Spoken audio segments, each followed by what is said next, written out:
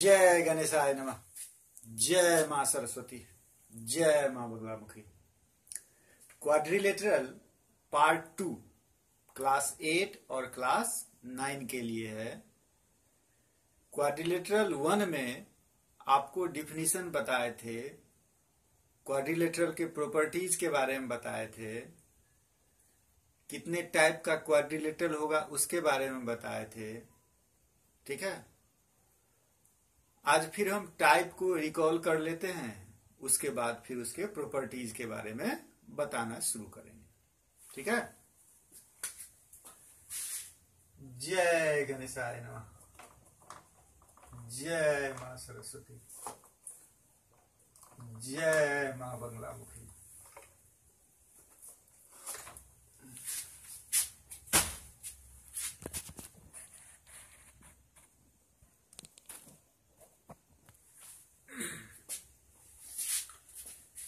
Quadrilateral क्या था मेरा? क्वाड्रिलेटरल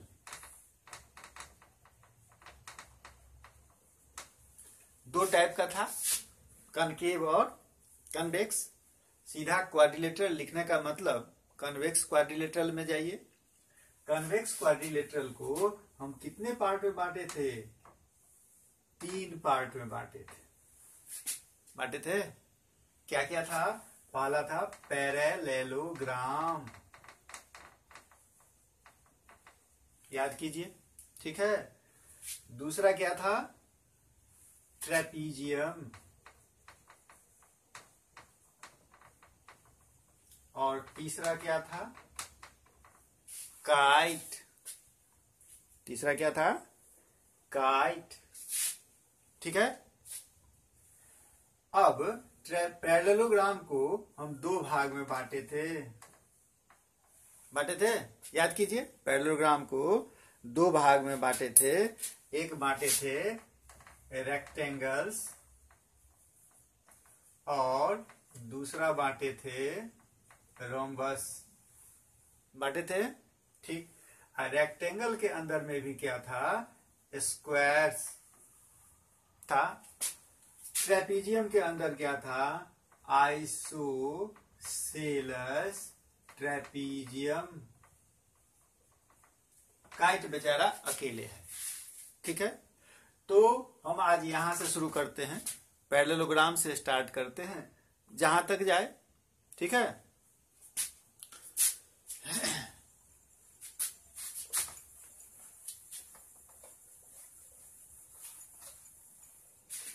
पैरेललोग्राम दिखाई दे रहा है।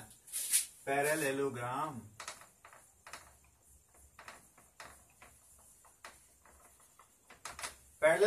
क्या है? एक क्वाड्रिलेटरल है। ठीक है, तो इसका जो हम डिफिनीशन शुरू करेंगे, क्या? एक क्वाड्रिलेटरल, अब उसमें जो कुछ नया प्रॉपर्टी आएगा वही नहीं चला जाएगा पैरेललोग्राम में? नहीं चला जाएगा। तो एक क्वाड्रिलेटरल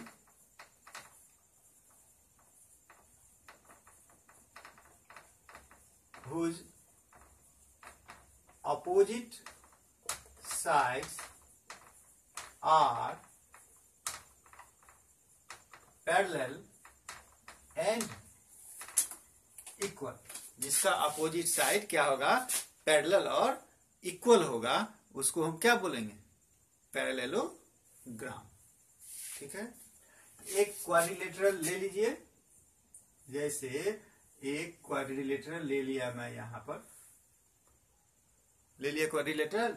ठीक है, इसका नाम रख दिया क्या?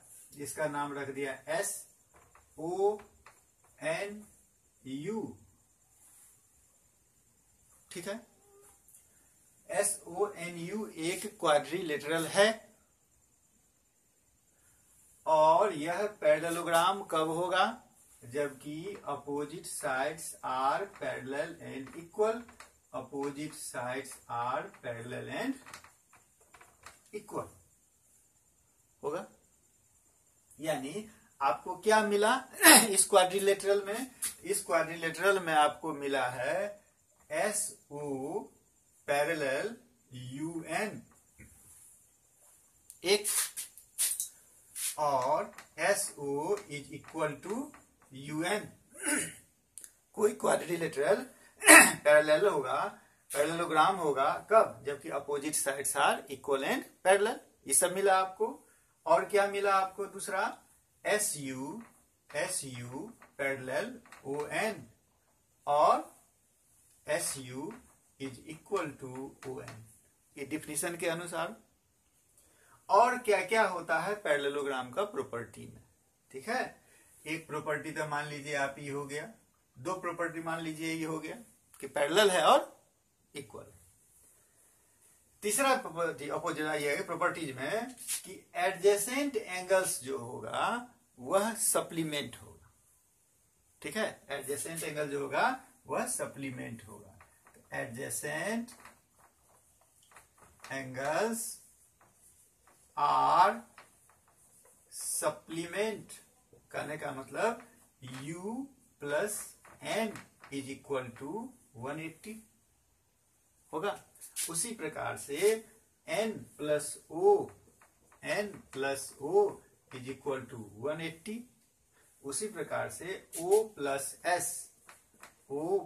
S इज इक्वल टू कितना? 180 नहीं। उसी प्रकार से angle S plus angle U is equal to कितना? 180। ध्यान से यदि आप देखिएगा तो सब आराम से समझ जाइएगा। ठीक है, ध्यान से यदि देखते रहिएगा तो आराम से समझ सकते हैं। ठीक है, अब आइए दूसरा प्रॉपर्टी क्या है इसका कि अपोजिट एंगल्स आर इक्वल। इधर था एडजेसेंट एंगल, अब है कि opposite angles are equal. Opposite angle क्या होगा? वो भी प्रॉपर्टी लिख लीजिए कि अपोजिट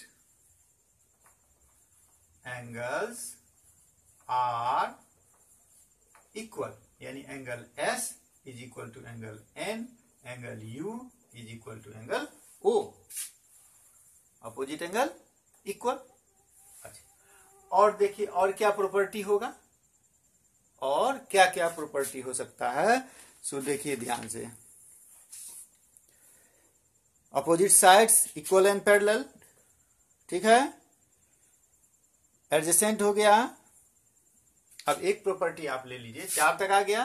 पांचवा प्रॉपर्टी आप ले लीजिए डायगोनल। जैसे एक डायगोनल ये हो गया। ठीक है, तो डायगोनल 2 है, एक डायगोनल ई भी है। तो डायगोनल क्वाड्रिलेटरल को 2 कॉन्ग्रुएंट ट्रायंगल में बांटता है। डायगोनल क्वाड्रिलेटरल को क्या करता है?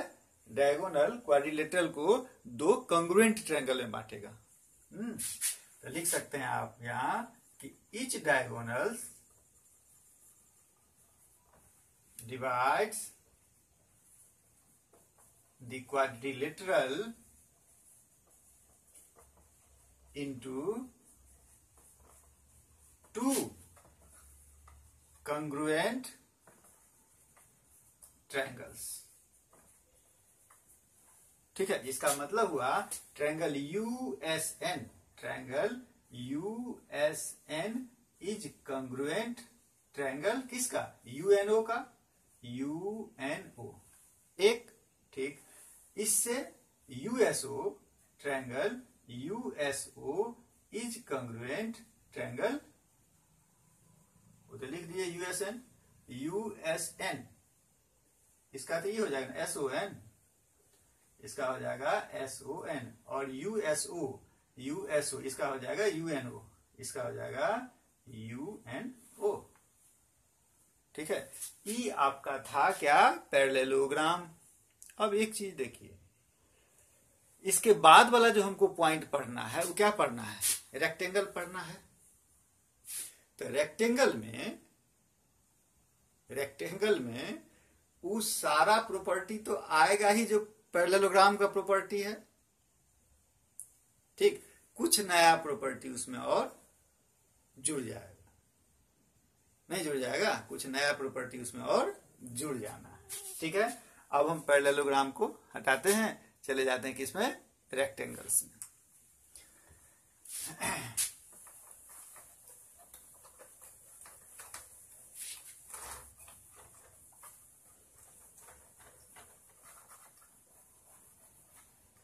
अब आ जाते हैं रेक्टेंगल्स।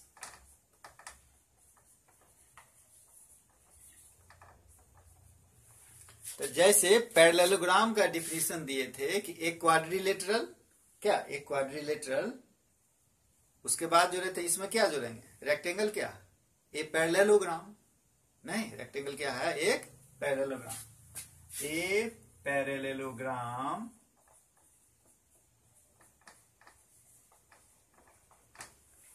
क्या जोड़िएगा, सोचिए आप भी सोचिए क्या होगा। A parallelogram whose all angles are right angle, ऐसा पैरेललोग्राम जिसका सारा एंगल कितना होना चाहिए 90 डिग्री होना चाहिए। ठीक, ले लीजिए एक ट्रायंगल, अरे क्वाड्रिलेटरल, क्वाड्रिलेटरल क्या पैरेललोग्राम, अब ले लीजिए। ठीक है, पैरेललोग्राम हो गया। ठीक, इस पैरेललोग्राम का नाम हो गया, मान लेते हम क्या क्या मान ले, 4 अक्षर का कोई नया चीज बोलिए।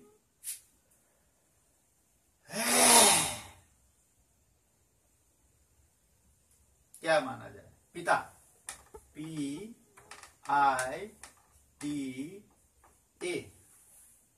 हो गया PITA, एक पैरेललोग्राम है जिसमें सारा एंगल कितना कितना डिग्री का है 90 डिग्री का है। अब देख लीजिए पैरेललोग्राम का जो सारा प्रॉपर्टी था वो तो होना ही है, होना है तो क्या होना है, क्या होना है कि PI पैरेलल होगा और इक्वल होगा AT का होगा। उसके बाद PA पैरेलल होगा और इक्वल होगा IT का। ठीक है, एक प्रॉपर्टी। दूसरा प्रॉपर्टी था उसमें कि एडजेसेंट एंगल्स आर क्या सप्लीमेंट, इसमें भी है, इसमें तो ऑलरेडी दिया, यानी angle A plus angle T is equal to कितना 180। उसके बाद T plus I is equal to कितना 180, angle I plus P is equal to कितना 180, angle P plus angle A is equal to कितना 180। अपोजिट एंगल्स आर इक्वल, उसमें भी होगा opposite angles are equal, यानी angle A is equal to angle I, angle P is equal to angle T, इतना सारा है। उसके बाद उसमें जो था डायगोनल दो कंग्रुएंट ट्रायंगल में बांटा था, इसमें भी होगा। एक डायगोनल हो गया, डायगोनल क्या PT, दो इक्वल ट्रायंगल में, तो triangle PAT is congruent triangle PIT, यानी रेक्टेंगल का डायगोनल उसको दो कंग्रुएंट ट्रायंगल में बांटेगा। एक डायगोनल बांटा, दूसरा डायगोनल भी बांटेगा, नहीं AI डायगोनल भी दो कंग्रुएंट ट्रायंगल में बांटेगा, API ATI, triangle API congruent triangle ATI। ठीक, इसमें एक प्रॉपर्टी और बढ़ जाएगा क्या कि डायगोनल बाइसेक्ट ईच अदर। ठीक है, डायगोनल बाइसेक्ट ईच अदर। मान लीजिए इसका पॉइंट ऑफ इंटरसेक्शन क्या है O, तो डायगोनल बाइसेक्ट ईच अदर, यानी AO is equal to OI और PO is equal to OT। और दूसरी बात, दोनों डायगोनल का लेंथ भी इक्वल होगा, length of diagonals are equal, length of diagonals are equal. इसका मतलब AI इज इक्वल टू क्या PT। और दूसरी बात, diagonal bisect each other, diagonal bisect each other, इसका मतलब OA equal to O I, O P is equal to O T. दूसरी बात कि दोनों डायगोनल इक्वल है, इसका मतलब सब एक दूसरा के क्या हो जाएगा, इक्वल हो जाएगा। यानी हम लिख सकते हैं O A is equal to O I is equal to O P is equal to O T. और कुछ हो सकता है, सोचिए क्या हो सकता है।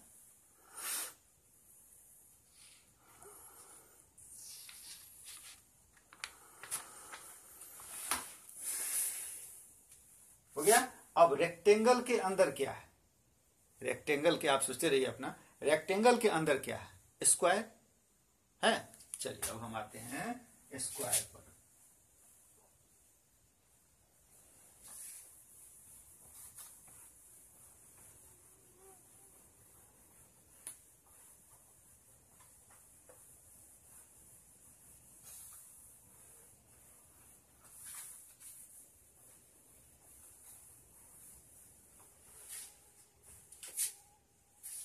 स्क्वायर क्या पढ़ना हमको, square.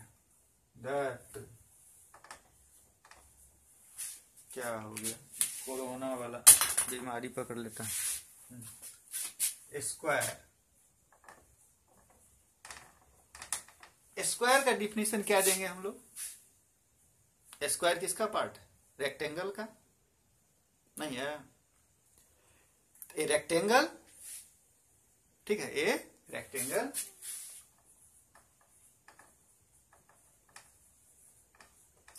whose adjacent sides are equal। हो गया काम खत्म, अपोजिट साइड इक्वल था ही, है? अब क्या कर दिया, एडजेसेंट साइड भी इक्वल कर दिया। ठीक है, एक मान लीजिए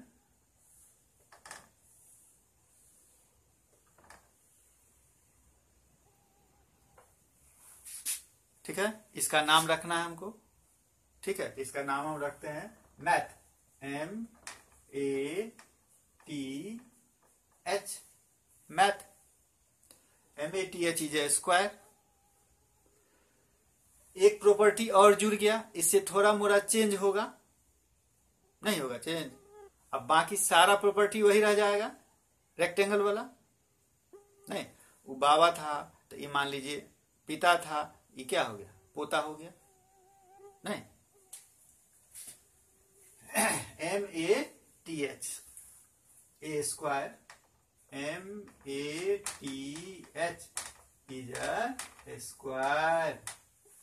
इसमें एडजेसेंट साइड इक्वल है भाई, यानी इसके इक्वल एक है, और है ही रेक्टेंगल, इसीलिए अपोजिट साइड इक्वल, यानी इसके बराबर ही और इसके बराबर ही, यानी ऑल साइड्स इक्वल।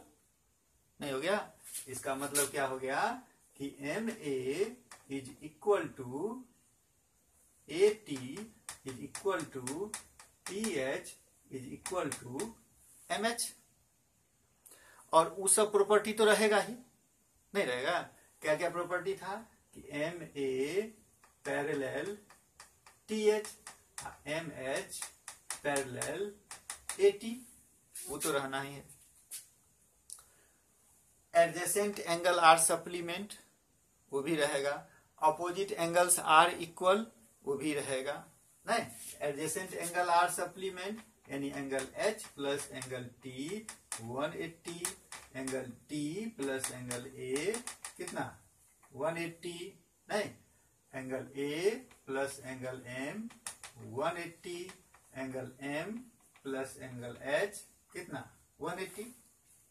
क्या, adjacent angle are supplement, opposite angles are equal, H is equal to A, angle H is equal to angle A, angle T is equal to angle M. और है तो ये रेक्टेंगल साहब, इसीलिए सारा angle कितना कितना का होगा 90 90 का। इतना बराबर हम लिख सकते हैं angle H is equal to T is equal to A is equal to M is equal to कितना 90 डिग्री। देखिए, जितना आपके पास थ्योरी रहेगा, जितना थ्योरी मजबूत रहेगा, आप मैथ में उतना ही मजबूत होइएगा।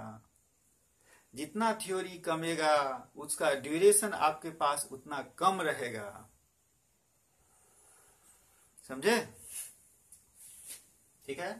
अब आ जाते हैं हम किस पर, डायगोनल वाला प्रॉपर्टी पर। नहीं तो डायगोनल जो था दो कंग्रुएंट ट्रायंगल में बांटा था, तो क्या बन जाएगा, ट्रायंगल MHT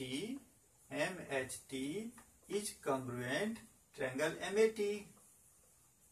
एक और दूसरा ये भी तो है, triangle HMA is equal to congruent triangle HTA। देखिए हम बार बार लिखते जा रहे हैं, यानी आप अपने आप को इसमें एडजस्ट कर लीजिए। ठीक है, और अभी तक आपको याद हो जाना चाहिए। सब में एक दो प्रॉपर्टी आगे बढ़ा है तो सब पैरेललोग्राम के ही घर का ना। अच्छा, अब उसमें क्या था, रेक्टेंगल में पढ़े थे डायगोनल्स आर इक्वल। हाँ भाई, डायगोनल्स आर इक्वल, सही बात है। डायगोनल बाइसेक्ट ईच अदर, हाँ सही बात है, डायगोनल बाइसेक्ट ईच अदर, वो भी सही है। एक पॉइंट इसमें और जुड़ गया कि डायगोनल जो है वो एंगल को बाइसेक्ट करता है। स्क्वायर का जो डायगोनल होगा वह एंगल को बाइसेक्ट करेगा, यानी ई एंगल इज इक्वल टू इस एंगल का। यानी इसको मान लेते हैं हम ओ का है माने हम एस माने, मेरा एस छूटा हुआ मैथ्स। ठीक, तो क्या होगा, MAS क्या होगा प्रॉपर्टी कि diagonal bisect opposite angles. Opposite angle को डायगोनल क्या करता है, बाइसेक्ट करता है। लिख लीजिए, डायगोनल्स बाइसेक्ट अपोजिट एंगल्स। इसका मतलब अब आप लिख सकते हैं MAH, angle MAH is equal to TAH। ये एंगल इसके बराबर, उसी प्रकार से फिर ये एंगल इसके बराबर MHA, angle MHA is equal to THA। उसी प्रकार अब इस डायगोनल से ले लीजिएगा क्या, HMA नहीं